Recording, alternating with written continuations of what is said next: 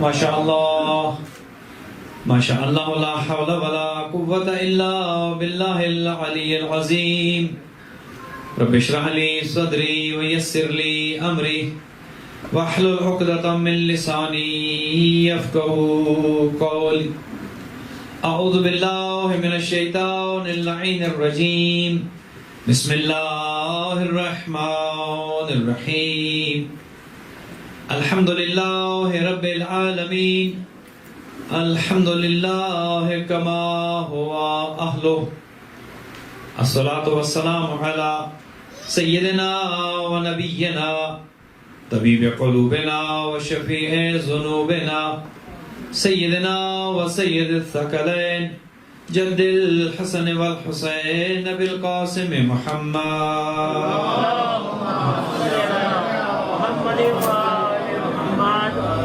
والصلاة والسلام على أهل بيته الطيبين الطاهرين المعصومين الغر الميامين المنتجبين المكرمين الذين أذهب الله عنهم الرجس وطهرهم تطهيرا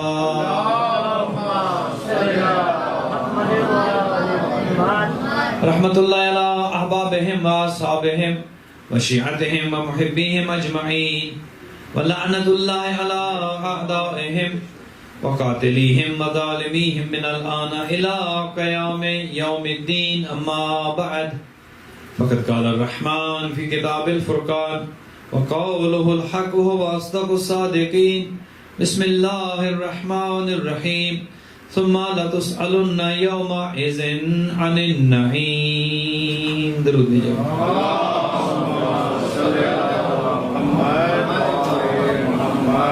خداوند متعال سے دعا ہے کہ چہارد معصومین علیہ السلام آج کی اس مجلس کا ثواب درود پاک فاتح شریف سورہ توحید ذکر اذکار دعائے کمیل حدیث شریف قصہ جو کچھ بھی تلاوت کیا گیا اس کا ثواب مرحوم و مغفور سید الیاس رضوی ابن سید عباس رضوی کی روح کو ایصال فرمائے ان کی آخرت کی منازل کو آسان فرمائے ان کو جوار رحمت میں جگہ عنایت فرمائے بیمار مومنین کو خدا شفا عطا فرمائے مقروض مومنین کے قرض ادا فرمائے ایک مومن تنویر جعفری بیمار ہے کل ان کی سرجری خداوند متعال انہیں جلد شفا عطا فرمائے جو مومنین مقروض ہیں خدا ان کے قرض ادا فرمائے جو تنگ دست نے رزق حلال نصیب فرمائے جن کے امیگریشن کے مسائل نے خدا آسانیاں پیدا فرمائے ہمارے زمانے کے امام کے ظہور میں تعجیل فرمائے ہمیں اور ہماری اولادوں کو امام کے اعوان و انصار میں قرار دے اپنی تمام دعاؤں کی قبولیت کے لیے بلند تر صلوات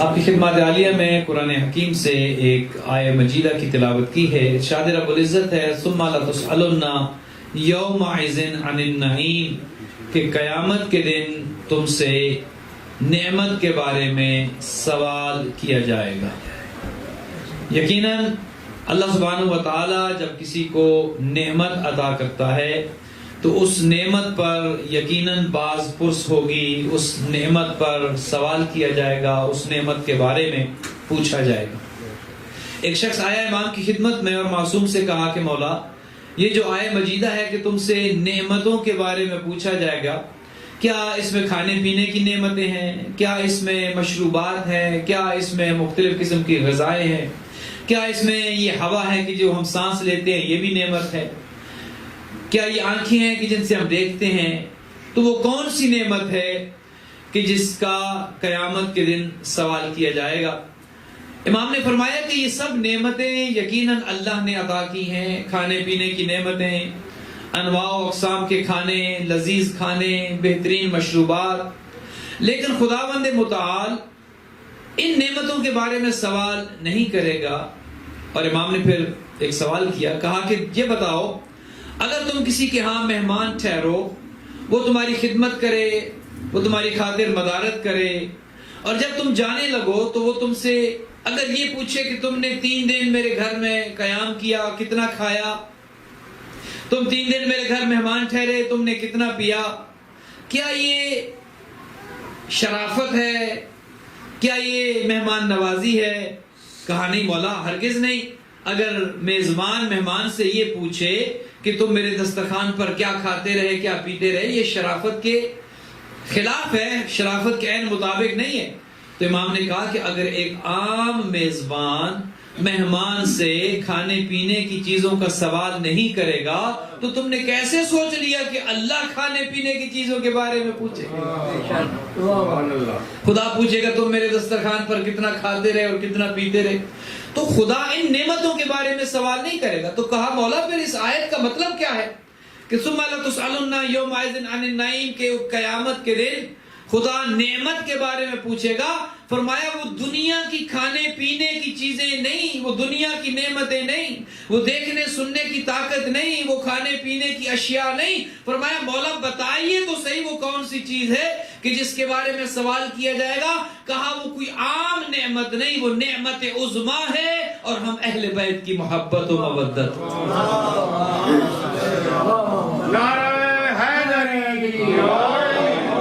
وہ نعمت کے جس کے بارے میں سوال کیا جائے گا وہ ہماری محبت ہے، وہ ہماری مودت ہے۔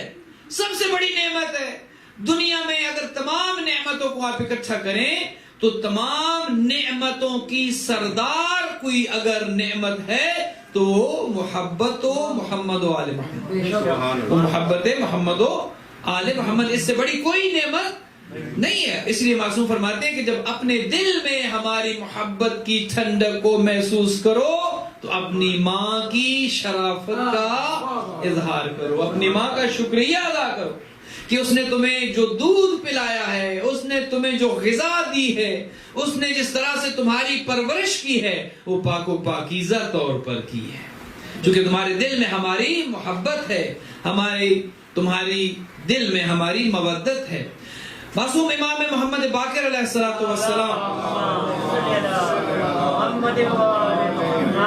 جن امام کی آج شہادت کی مجلس ہے، وہ امام فرماتے ہیں کہ دین کی بنیاد 5 چیزوں پر ہے۔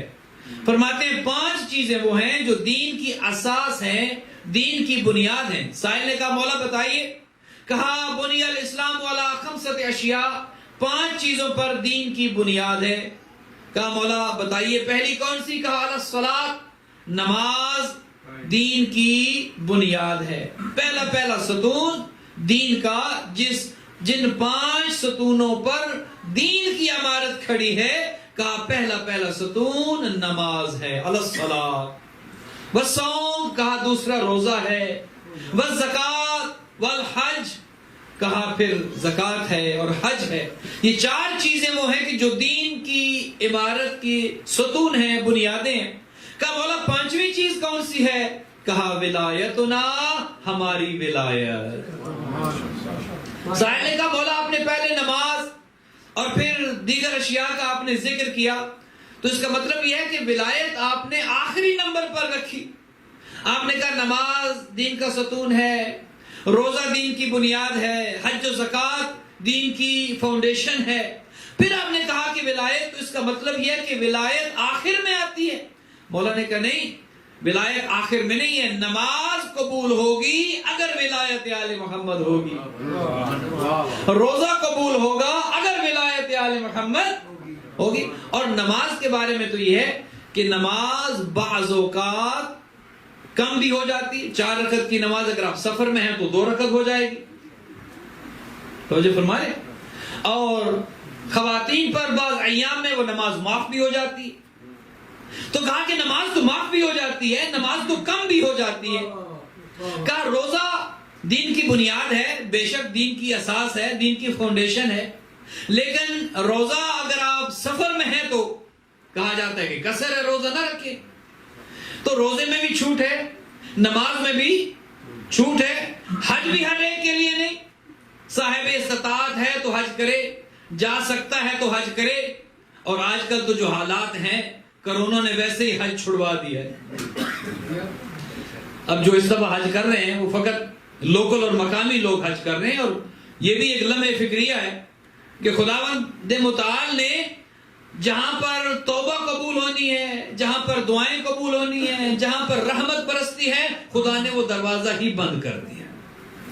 یہ گناہ ہے ہمارے، یہ کوئی اور وجہ، ہمارے گناہ ہے کہ اللہ نے توبہ اور رحمت کے دروازوں کو گویا ہمارے لیے بند کر دیے۔ یہ ایک سوچنے کا مقام ہے۔ یہ خوش نہ ہو کہ چلیں الحمدللہ اب تو کوئی یہ بھی نہیں کہے گا کہ پیسہ ہے اور جاتے نہیں، اب تو ہم کہیں گے وہ بلاتے نہیں، ہم کیا جائیں۔ اگر حج پر نہیں جا سکتے، حج پر تو چلیں، پیسہ بھی لگتا ہے، یہاں سے $7,000-8,000 حج پر خرچ آتا ہے۔ حضور فرماتے ہیں کہ الجمعۃ حج المساکین، جمعہ مساکین کا حج ہے، اس پر تو کوئی خرچ نہیں آتا، جمعے میں آ جایا کرے، جمعے میں آ جانا مساکین کا حج ہے۔ تو فرمایا کہ حج بھی ہر ایک پر واجب نہیں، اگر صاحب استطاعت ہے تو حج کرے، استطاعت نہیں ہے، گھر والوں کو خرچہ نہیں دے سکتا، مال و دولت اتنا نہیں ہے تو حج نہ کرے، اس پر حج واجب نہیں۔ زکوٰۃ کا بھی ایسے ہی، ہر ایک پر زکوٰۃ، اگر صاحب نصاب ہے تو زکوٰۃ دے گا۔ کہا کہ نماز میں بھی چھوٹ ہے، روزے میں بھی چھوٹ ہے، حج و زکوٰۃ میں بھی چھوٹ ہے۔ کہا کہ ولایت میں مسافر ہے تو بھی واجب ہے، امیر ہے تو بھی واجب ہے، غریب ہے تو بھی واجب ہے۔ کہا کہ ہر عبادت میں چھوٹ ہے، گنجائش ہے، لیکن ولایت وہ عبادت ہے، بچہ ہے تو بھی رکھنی پڑے گی، بوڑھا ہے تو بھی رکھنی پڑے گی، گھر میں ہے تو بھی، سفر میں ہے تو بھی ولایت آل محمد رکھنی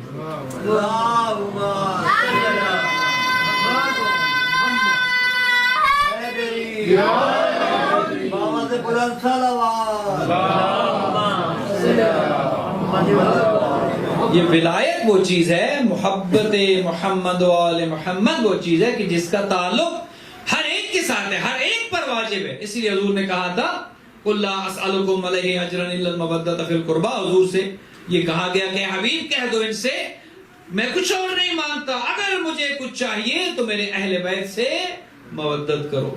اچھا، یہ محبت جو ہے اس کا تعلق کس کے ساتھ ہے؟ اگر آپ غور فرمائیں، ایک چیز ہے علم، ایک چیز ہے فن۔ علم کا تعلق پڑھنے سے ہے، آپ پڑھیں گے تو آپ کو علم حاصل ہوگا، آپ نے کتاب کھولی تو علم حاصل ہوا، آپ نے کہیں سے کچھ سیکھا، علم حاصل ہوا۔ تو علم پڑھنے سے آتا ہے، فن سیکھنے سے آتا ہے۔ آپ اگر کسی چیز کو سیکھنے کے لیے کہیں جائیں گے، فن سیکھیں گے تو آ جائے گا، علم پڑھیں گے تو آ جائے گا۔ اچھا، علم پڑھنے سے آتا ہے، فن سیکھنے سے آتا ہے، محبت کیسے آتی ہے؟ کبھی سوچا ہے آپ نے؟ کیا محبت پڑھنے سے آتی ہے؟ اگر تھوڑا میرے ساتھ بولیں گے تو مجھے سمجھ آئے گی کہ آپ تک میری بات پہنچ رہی ہے، اگر گھبرا کے سنیں گے تو شاید میں بھی گھبرا جاؤں۔ ایک درود بھیجیے گا محمد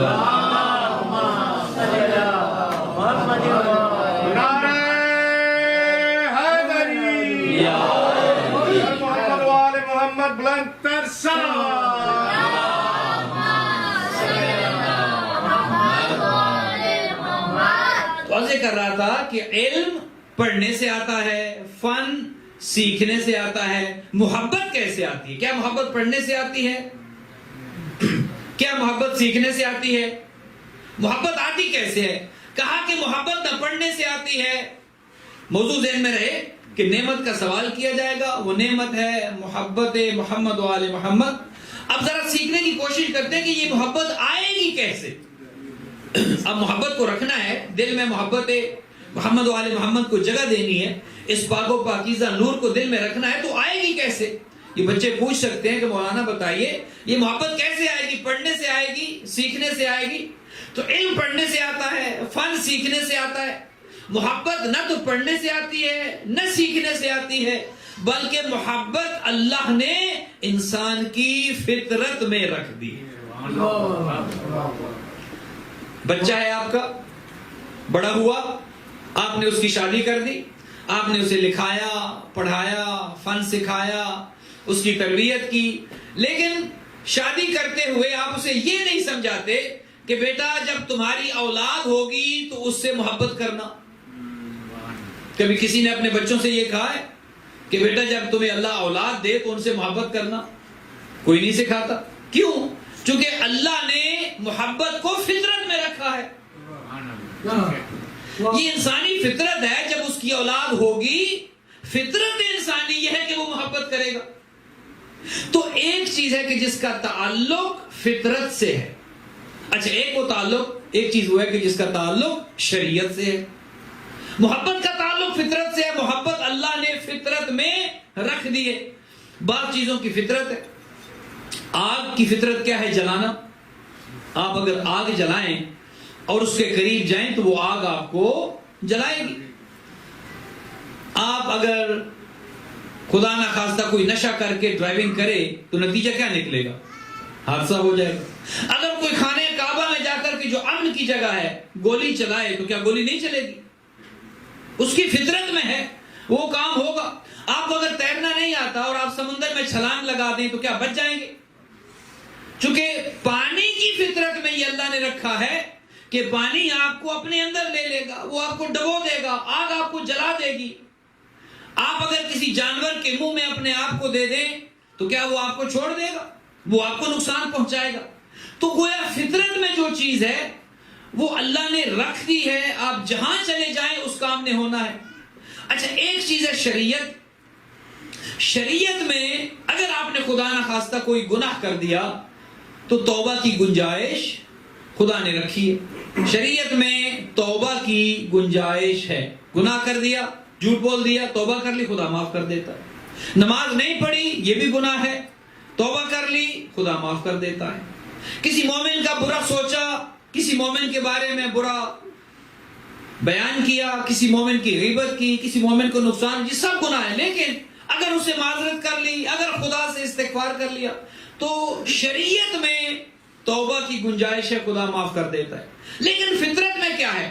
فطرت میں یہ ہے کہ اگر آپ چھری کو لے کر ہاتھ پر رکھیں گے اور چلائیں گے، چاہے آپ کہیں کہ یہ نہ چلے، لیکن چھری کی فطرت میں ہے کہ آپ کے جسم کو نقصان پہنچائے، ہاتھ کٹے گا. لیکن اللہ سبحانہ و تعالی کچھ ایسے بندے ہیں کہ جن کے لیے فطرت کو تبدیل کر دیتا ہے. باپ نبی ہے، ہاتھ میں چھری ہے، بیٹا نبی ہے. ابھی قربانی کی عید آنے والی ہے نا. باپ نبی چھری چلائے گا، لیکن اللہ اپنے نبی کے لیے فطرت کو تبدیل کر دے گا، بیٹے کو نقصان نہیں پہنچے گا. چھری کا کام ہے چلنا، چھری کا کام ہے کاٹنا، لیکن اللہ اس کی فطرت کو تبدیل کر دے گا. کیوں؟ چونکہ وہ حجت خدا ہے. سمندر کا کام ہے ڈبو دینا. جو بھی سمندر میں جائے گا اور تیرنا نہیں جانتا، خدا جو ہے وہ ہر بندہ جو تیرنا نہیں جانتا وہ ڈوب جائے گا. لیکن حضرت موسیٰ جو سمندر پر چلتے ہیں، نہ فقط خود بلکہ اصحاب کو لے کر، چاہیے تو یہ تھا کہ وہ ڈوبتے، لیکن خدا نے اس سمندر میں سے راستے بنائے اور اپنے نبی کو اس سمندر میں سے گزارا، فطرت کو تبدیل کر دیا. آگ کا کام ہے جلا دینا. آگ میں کوئی محبت سے جائے تو بھی جلے گا، آگ میں کوئی غصے سے جائے تو بھی جلے گا، آگ میں کوئی منت مان کر جائے تو بھی جلے گا. آگ کا کام ہے، آگ کی فطرت میں ہے جلانا. لیکن اگر کسی کو آگ میں ڈالا جائے، جانے والا ہو نبی، اور خدا کہہ دے قلنا یا نار کونی بردن و سلاما علی ابراہیم، اور اگر اپنی فطرت بدل دے اور گل و گلزار ہو جائے تو پتہ چلا کہ اللہ نے اپنی حجت کے لیے اس فطرت کو تبدیل کر دی. جب خدا کی حجت کی محبت دل میں آ جائے تو پھر اللہ فطرت کو تبدیل کر دیتا ہے. مچھلی اگر شارک کے سامنے کوئی آ جائے کیا اسے چھوڑے گی؟ لیکن نبی حضرت یونس، وہ مچھلی نگل لیتی ہے اور 3 دن اپنے اندر رکھتی ہے. خدا نے اپنی حجت کے لیے فطرت کو بدل دیا، اور جب اس مچھلی نے حضرت یونس کو نگلا تو بالکل بخیر و خوبی زندہ و سلامت تھے. یہ بات الگ تھی کہ جسم کا گوشت گل چکا تھا. فطرت میں یہ ہے کہ سر اگر جسم کے ساتھ جڑا ہو تو بندہ زندہ ہے. یہ انسانی فطرت ہے نا. اگر سر دھڑ کے ساتھ جڑا ہو تو بندہ زندہ ہے، وہ بول سکتا ہے، وہ دیکھ سکتا ہے، وہ کھا سکتا ہے، وہ پی سکتا ہے. لیکن کبھی ایسا سر آپ نے دیکھا جو کٹ چکا ہو، بولتا بھی ہو، جو بول بھی رہا ہو، جو دیکھ بھی رہا ہو، جو سن بھی رہا ہو؟ پتا چلا کچھ وہ ہیں کہ اللہ ان کے لیے اپنے قانون کو بدل دیتا ہے.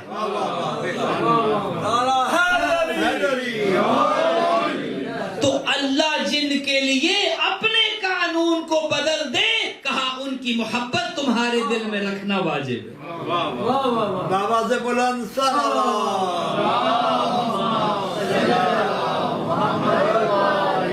جن کے لیے نظام کائنات بدل جائے، جن کے لیے فطرت کے قوانین بدل جائیں، جن کے لیے نظام کائنات میں تبدیلی آ جائے، پتہ یہ چلا کہ ان کی محبت دل میں رکھنا نعمت عظمیٰ ہے. یہ وہ نعمت ہے کہ جس کے بارے میں قیامت کے دن سوال کیا جائے گا، کیا ان کی محبت تمہارے دل میں تھی یا نہیں تھی؟ اگر تو ان کی محبت نہ تھی، باقی سب کچھ تھا، نمازیں بھی تھیں، اعمال بھی تھے، روزے بھی تھے، عبادتیں بھی تھیں، لیکن محبت محمد و آل محمد نہ تھی، تو قرآن یہ کہتا ہے کہ ایسے افراد جب بڑی خوشی خوشی جنت کے دروازے پر پہنچیں گے اور کہیں گے کہ ہماری نمازیں بہت ہیں، کوئی نماز قضا نہیں، ہمارے روزے بھی بہت، ہم نے زکوٰۃ بھی بہت دی، ہم نے ہر سال حج بھی کیا، لہذا جنت جانے سے اب ہمیں کوئی روک نہیں سکتا. جب یہ جنت کے دروازے پر جائیں گے، ایک آواز آئے گی وَقِفُوهُمْ إِنَّهُمْ مَسْئُولُونَ، اے میرے ملائکہ، اے میرے فرشتوں، انہیں روک لو، ان سے کچھ پوچھا جانا. باقی وہ کہیں گے یا اللہ اب کیا پوچھا جانا باقی ہے، نمازیں تو پوری نکلی، روزے بھی پورے نکلے، عبادتیں پوری، ساری زندگی تیری اطاعت کرتے رہے. تو پوچھا جائے گا اطاعت تو تھی، عبادتیں تو تھیں، ریاضتوں تو تھیں، کیا یہ بھی بتاؤ تمہارے دل میں محبت محمد و آل محمد بھی تھی یا نہیں تھی؟ زبان کے ساتھ دل بولا، علی مولا، علی مولا، علی مولا. ان کی محبت دل میں رکھنا واجب ہے. بلکہ اگر اس کو تھوڑا سا ایک پیغام کی صورت میں عرض کروں تو ان کی محبت جب دل میں ہو تو ایمان ہوتی ہے. حضور نے کہا تھا نا یا علی حبک ایمان و بغضک کفر و نفاق، علی آپ کی محبت ہی تو ایمان ہے، آپ کا بغض ہی تو کفر ہے، آپ کا بغض ہی تو نفاق ہے. تو ایک جملہ اگر آپ کی سماعتیں بیدار ہوں اور آپ اگر اپنے فون پر کھیل نہ رہے ہوں تو ایک جملہ عرض کروں کہ اگر ان کی محبت کو دل میں رکھا جائے تو ایمان ہے، اور اگر ان کی محبت اعمال سے ظاہر ہو جائے تو تقویٰ ہے. اگر ان کی محبت دل میں آ جائے تو ایمان، اور اگر ان کی محبت اعمال سے ظاہر ہو جائے تو تقویٰ ہے. یہی تو ہے کہ علی امام المتقین ہیں اور امیر المؤمنین ہیں. جس کا تعلق ایمان کے ساتھ ہے اس کا تعلق علی کے ساتھ ہے، اور جس کا تعلق تقویٰ کے ساتھ ہے علی اسی کا امام ہے.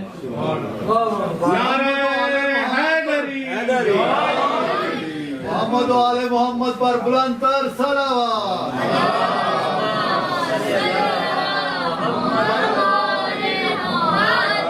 لہذا ان کی محبت خدا نے واجب قرار دی ہے، بلکہ اوجب قرار دی ہے. تمام عبادتیں قبول ہیں اگر ان کی محبت دل میں ہے، اگر ان کی معرفت ہے، چونکہ اللہ نے انہیں ہماری ہدایت کے لیے بھیجا اور انہوں نے وہ احسانات کیے انسانیت پر، فقط شیعوں پر نہیں. ہمارے ائمہ فقط شیعوں کے امام نہیں ہیں، کائنات کے امام ہیں.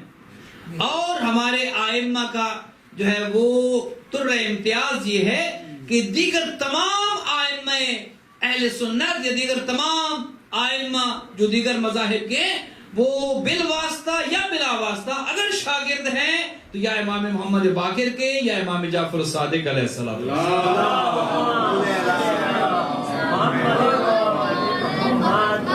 اور پانچویں امام کا جو لقب باقر ہے، نام تو آپ کی جد کے نام پر ہے، نام اصل نام ہے محمد. ایک درود بھیجے گا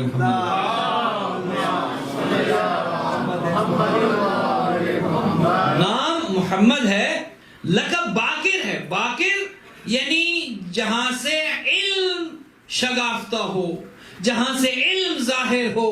گویا امام وہ ہیں کہ جنہوں نے علم کے کئی باب کھولے ہیں، جنہوں نے علم کے کئی دریچے کھولے ہیں. تو پانچویں اور چھٹے امام کے زمانے میں چونکہ حالات سازگار تھے نسبتاً، تو ہمارے پانچویں اور چھٹے امام نے جہاں پر دیگر ائمہ کی تربیت کی وہیں پر علم کو بھی عام کیا. یہ جو اسلامی سکہ سب سے پہلا جاری ہوا وہ خود 5ویں امام کے زمانے میں ہوا, اور امام نے ہی اس سکے کو جاری کرنے کے لیے رہنمائی کی, ورنہ حکومت نہیں جانتی تھی کہ یہ سکہ. اس سے پہلے رومن سکہ چلتا تھا, رومن کرنسی چلتی تھی, اور مسلمانوں کے پاس کرنسی نہیں تھی. آئے تھے امام کے پاس اور کہا کہ یہ رومن ہے اور اس پر عیسائی اپنا لکھتے ہیں, ان کا جو نوٹ ہے, یہ جو سکہ ہے, اس پر عیسائی اپنے جملے لکھتے ہیں, ہمارے پاس کوئی کرنسی نہیں ہے. تو 5ویں امام نے سب سے پہلا سکہ اس زمانے میں ایجاد کر کے حاکم وقت کی مدد کی, اور صرف اس امام نے نہیں, ہر امام نے حکومت اور حکمرانوں کی مدد کی, اور انہیں یہ کہنا پڑا کہ اگر یہ نہ ہوتے تو ہم ہلاک ہو جاتے. اگر یہ نہ ہوتے تو ہم ہلاک ہو جاتے. حکومتوں کی مدد کی, حکمرانوں کی مدد کی, علم کے کئی باب کھولے اور علم جو ہے وہ عام کیا. لیکن افسوس یہ ہے کہ جتنی خدمات اہل بیت کی دین اور مذہب کے لیے تھی, مسلمانوں نے اتنا ہی اذیت دی. خود چوتھے امام کا فرمان ہے کہ قرآن میں ہمارے بارے میں یہ آیت آئی ہے کہ ان کی محبت اور ان سے مودت واجب ہے. کہا کہ اگر ہمارے بارے میں آیت آتی کہ ان کے ساتھ دشمنی رکھو تو شاید اتنی دشمنی نہ ہوتی جتنی ہم سے محبت کی آیت آنے کے بعد دشمنی کی گئی. یہ لمحہ فکریہ ہے کہ جن کی محبت و مودت واجب تھی, جنہوں نے دین کو بچایا, جنہوں نے اسلام کو بچایا, جنہوں نے توحید کو بچایا, جنہوں نے مسلمانوں کو ذلیل و رسوا ہونے سے بچایا, جنہوں نے علم کو عام کیا, ان کے ساتھ مسلمانوں نے کیا کیا؟ ذرا تاریخ پر نظر تو دوڑائیں. کسی امام کو زہر دیا گیا, کسی امام کو تلوار سے شہید کیا گیا. کوئی امام ایسا نہیں. 12واں امام پردے غیبت میں, اور خدا نے اسی لیے امام کو پردے غیبت میں بھیجا چونکہ مسلمان اس قابل نہیں تھے کہ وہ امام ان کے درمیان رہتے, چونکہ اس سے پہلے خود خداوند متعال یہ دیکھ چکا تھا. ہر امام کے ساتھ علی حیدر کرار کے ساتھ کیا ہوا, 25 سال علی کو علی کے حق سے محروم کیا گیا. امام حسن علیہ السلام کے ساتھ کیا ہوا, خود امام کے زمانے میں جو امیر المومنین پر سب کیا گیا وہ کوئی تھوڑا ظلم تھا.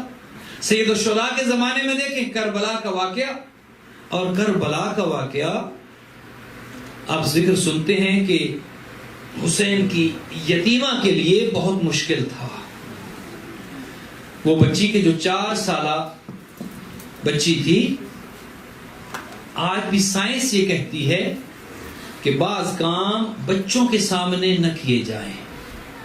خود آپ کہتے ہیں, انسانی ذہن یہ کہتا ہے, انسانی عقل یہ کہتی ہے کہ بچوں کے ذہن نازک ہوتے ہیں, بچوں کے سامنے بعض کام نہیں کرنے چاہیے, ان کے دل پر چیزیں نقش ہو جاتی ہیں. آپ مسائل سنتے ہیں نا کہ حسین کی 4 سالہ بچی کے سامنے کیا کیا نہیں ہوا.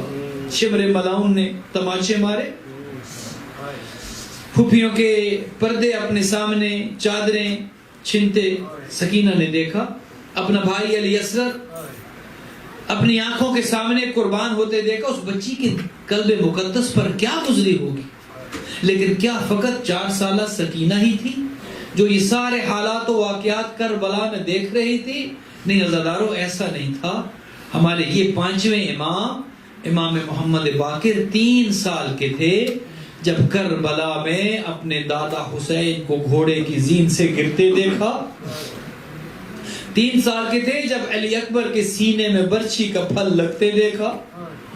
امام محمد باقر 3 سال کے تھے جب اپنی دادیوں کے ساتھ ظلم ہوتے دیکھا. کیا گزری ہوگی اس امام کے دل پر. کل امام کی عمر مبارک 57 سال ہے, لیکن اس 57 سال میں کوئی دن ایسا نہیں کہ جس دن امام نے کربلا کو یاد نہ کیا. کوئی دن ایسا نہیں کہ جس دن امام کی آنکھوں کے سامنے کربلا نہ آئی ہو. ہر روز کربلا کو یاد کر کے گریا کرتے, ہر روز کربلا کو یاد کرتے. کبھی اپنے دادا حسین کا زین ذوالجناح سے زمین پر آنا نظر آتا, کبھی علی اصغر کی شہادت کو یاد کرتے. عزاداروں, میں آپ کی خدمت میں یہ عرض کروں گا کہ بچوں کو اپنے باپ سے بہت محبت ہوتی ہے, اور اگر خدا نخواستہ باپ کسی اذیت میں سے گزرے بچوں کے دل پر وہ نقش ہو جاتا ہے. خدا نہ کرے کوئی اولاد اپنے ماں یا باپ کو کسی اذیت میں دیکھے یا کسی ظلم کا شکار ہوتے دیکھے. میں آپ سے پوچھوں گا جب 3 سال کے تھے امام محمد باقر دشمن کے ہاتھ میں تازیانے تھے, سید سجاد کی پشت تھی, ظالم ظلم کرتا تھا, سید سجاد اپنی آنکھوں کے سامنے سید سجاد پر ہوتا ہوا وہ ظلم امام محمد باقر دیکھتے رہے. میں کہوں گا زہر تو دیا گیا تھا 114 ہجری میں, لیکن میں یہ کہوں گا کہ ہر روز ہمارے 5ویں امام شہید ہوئے, ہر روز ہمارے 5ویں امام نے وہ ظلم ہوتے دیکھا. عزادارو پھر وہ وقت آیا کہ جب کربلا کا عزادار اپنے بابا کا عزادار سید سجاد اس دنیا سے جانے لگے, حضرت امام پنجم امام محمد باقر نے غسل دیا اپنے بابا کو. عزادارو 3 غسل ایسے ہیں, غسل دینے والوں کی چیخیں بلند ہو گئی. ایک تو جب خاتون جنت کو مولا علی نے غسل دیا تھا, روایت یہ کہتی ہے علی کی چیخ بلند ہوئی, علی روتے روتے باہر آئے, دروازے پر سلمان کھڑے قرآن پڑھ رہے تھے. کہا مولا کیا ہوا؟ کہا سلمان میں نے بنت پیغمبر کے جسم پر کچھ وہ داغ بھی دیکھے ہیں جو زہرا مجھ سے بھی چھپاتی رہی. عزادارو سنو گے, دوسرا غسل جو سکینہ کو دیا گیا, غسل دینے والی بی بی کی چیخ بلند ہوئی, روتی ہوئی باہر آئی اور کہا کہ میں نے سکینہ کے جسم پر ہتھکڑیوں کے وہ اور زنجیروں کے وہ نشان دیکھے ہیں کہ جن کے ساتھ بچی کو دفن کیا گیا. سنو گے تیسرا غسل کون سا تھا؟ وہ 5ویں امام کو رونے والوں, امام محمد باقر کا ماتم کرنے والوں, جب 5ویں امام نے میرے مولا سجاد کو غسل دیا, ہزاروں روایت یہ کہتی ہے میرے مولا کی چیخ بلند ہوئی, آقا نے آہ بھری اور کہا بابا یہ تو کے خاردار میں کیسے جدا کروں. عزادارو اجرکم علی اللہ, وہ توق جو گردن میں پیوست ہو چکا تھا, امام باقر کی چیخ بلند ہوئی. لیکن عزادارو اجرکم علی اللہ, امام محمد باقر نے چوتھے امام کو غسل بھی دیا, کفن بھی پہنایا اور جنت البقیع میں دفن بھی کیا. پھر جب خود کو زہر ملی 114 ہجری میں, عزادارو جب اس ظالم شام ابن عبد الملک نے زہر دی, امام کے جگر کے ٹکڑے گویا کٹ کٹ کر باہر آنے لگے. لیکن میں کہوں گا مولا آپ کو زہر دیا گیا, آپ پر ظلم کیا گیا, لیکن آپ کا بیٹا امام صادق موجود تو تھے, آپ کو حوصلہ تو دیا, آپ کو سہارا تو دیا, مولا آپ کے سامنے موجود تو تھے, پھر آپ کو غسل و کفن بھی دیا, مولا آپ کا تابوت بھی اٹھایا اور مولا آپ کو جنت البقیع میں دفن بھی کیا. آئیے ذرا کربلا, اللہ یوم کا یوم کا یا ابا عبداللہ, ایک غریب ایسا بھی تھا جس کا تابوت نہ کوئی اٹھانے والا, جس کا جنازہ نہ کوئی پڑھنے والا. روایت یہ کہتی ہے 3 دن تک غریب کربلا کی گرم ریت پر اس حال میں پڑا رہا. امام باقر بھی گزرے, سید سجاد بھی گزرے اور یہ کہتے ہوئے گزرے بابا ہمیں معاف کر دینا, ہاتھ ہے تو ہتھکڑیاں, پاؤں ہیں تو بیڑیاں. اللہ لعنت اللہ علی القوم الظالمین وسیعلم الذین ظلموا منقلب ینقلبون. رسیم میں گلا ہے باقر کا, تو ہولے ہولے چل بابا. رسیم میں گلا ہے باقر کا, تو ہولے ہولے چل بابا. رسیم میں گلا ہے باقر کا, تو ہولے ہولے چل بابا. رسیم میں گلا ہے باقر کا, تو ہولے ہولے ہولے چل بابا رسی میں گلا ہے فاخر کا تو ہولے ہولے چل بابا رسی میں گلا ہے فاخر کا تو ہولے ہولے چل بابا رسی میں گلا ہے فاخر کا تو ہولے ہولے چل بابا رسی میں گلا ہے فاخر کا تو ہولے ہولے چل بابا رسی میں گلا ہے فاخر کا تو ہولے ہولے چل بابا رسی میں گلا ہے فاخر کا تو ہولے ہولے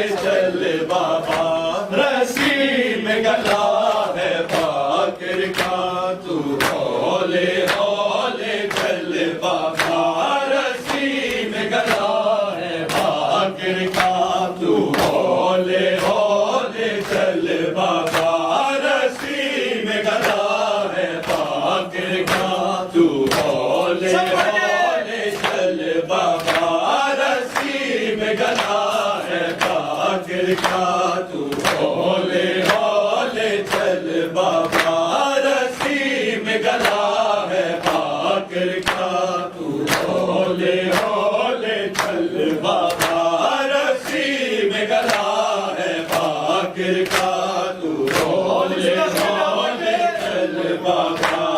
ہولے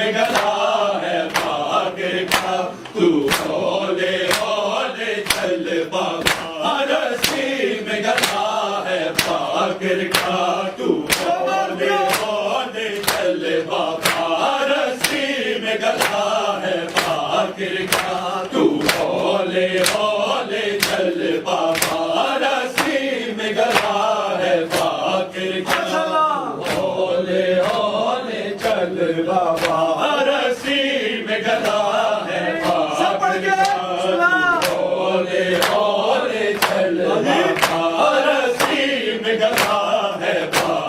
کا تو ہولے ہولے چل بابا رسی میں گلا ہے فاخر کا تو ہولے ہولے چل بابا رسی میں گلا ہے فاخر کا تو ہولے ہولے چل بابا رسی میں گلا ہے فاخر کا تو ہولے ہولے چل بابا رسی میں گلا ہے فاخر کا تو ہولے ہولے چل بابا رسی میں گلا ہے فاخر کا تو ہولے ہولے چل بابا مشکل ہے سفر مر جاؤں گا مشکل ہے سفر مر جاؤں گا تو ہولے ہولے چل بابا رسی میں گلا ہے فاخر کا تو ہولے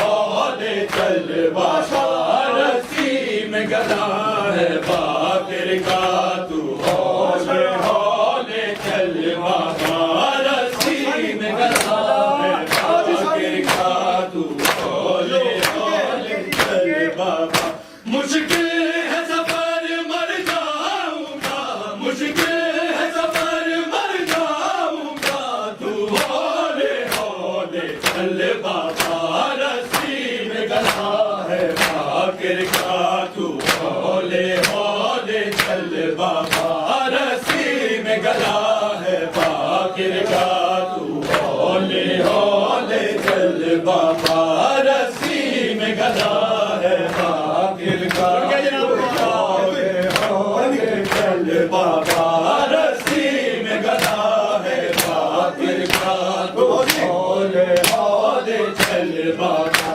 پڑھنی ہے نماز مظلومی بابا تو امامت کرتا جا خود دھوپ بھی ہم پہ روتی ہے جلتا ہے مسلح کے دل کا میں شکر کا سجدہ کر لوں ادا میں شکر کا سجدہ کر لوں ادا تو ہولے ہولے چل بابا رسی میں گلا ہے فاخر کا تو ہولے ہولے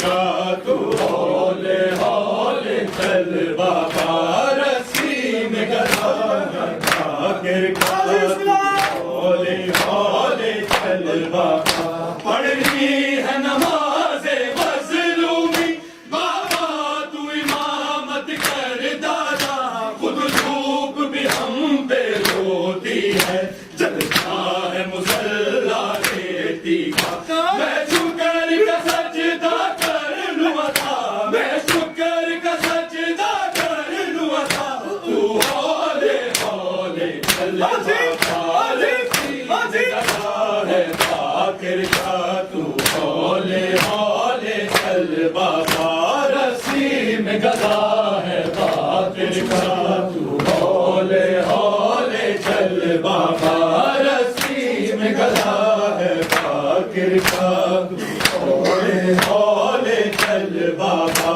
رسی میں گدا ہے فاخر کا تو ہولے ہولے چل بابا کلثوم سکینہ زینب ہے اور ساتھ رقیہ بی بی ہے اس ایک رسم میں ہے بابا ہر عمر کی سارا قیدی ہے گرتی ہے میری اماں پہ گرتی ہے میری اماں پہ تو ہولے ہولے چل بابا رسی میں گدا ہے فاخر کا تو ہولے ہولے چل بابا رسی میں گدا ہے فاخر کا تو ہولے ہولے چل بابا رسی میں گدا ہے فاخر کا تو ہولے ہولے چل بابا پڑھنی ہے نماز مظلومی بابا تو امامت کر دادا خود دھوپ بھی ہم پہ روتی ہے چلتا ہے مصلا ریتی کا میں شکر کا سجدہ کر لوں عطا میں شکر کا سجدہ کر لوں عطا تو ہولے ہولے چل بابا رسی میں گدا ہے فاخر کا تو ہولے ہولے چل بابا رسی کربلا دیا ماوا ماوا کربلا دیا ماوا ماوا کربلا دیا ماوا ماوا کربلا دیا ماوا ماوا کربلا دیا ماوا اترا دیا بادشاہ کے ٹکڑے نیا رب دیا بچ سہراوا ماوا کربلا دیا ماوا ماوا کربلا دیا ماوا کربلا دیا ماوا کربلا دیا ماما ہائے ماما کربلا دیا ماما کربلا دیا ماما ہائے ماما کربلا دیا ماما کربلا دیا ماما صبر دے مالک نو سڑ نہ لاکھے جس میں جیتے میں صبر دی ساگ چے اکبر کے سینہ جو ساگ ہٹاوا کربلا دیا ماوا کربلا دیا ماوا کربلا دیا ماوا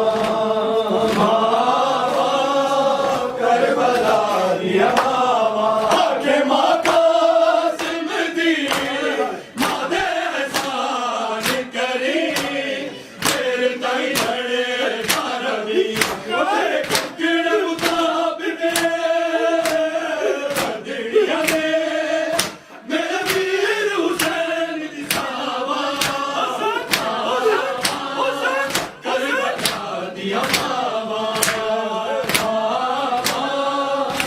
کربلا دیا ماما کربلا دیا ماما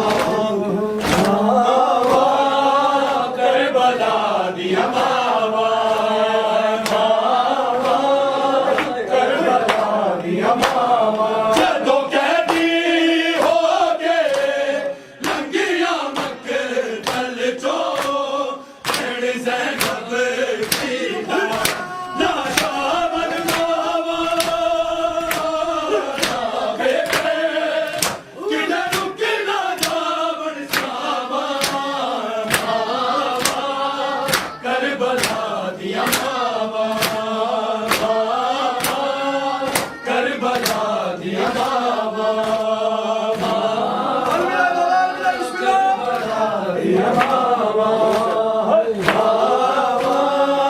کربلا دیا ماما کربلا دیا ماما جدو قیدی ہو کے لنگیا مقتل چو بھیڑ زینب کی لاشا من ماما بیٹے کدھر رکنا جاون ساما